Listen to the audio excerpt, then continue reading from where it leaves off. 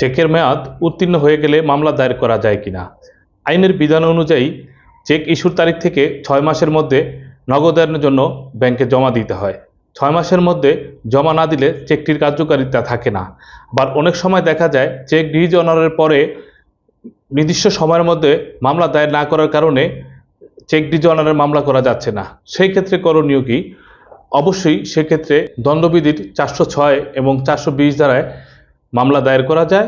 এছাড়াও দেওয়ানি মোকদ্দমা দায়ের করা যায়।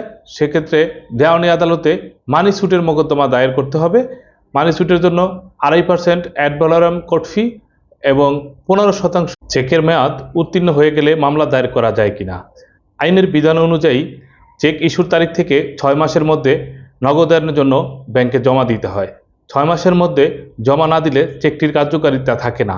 আবার অনেক সময় দেখা যায় চেক ডিজ অনারের পরে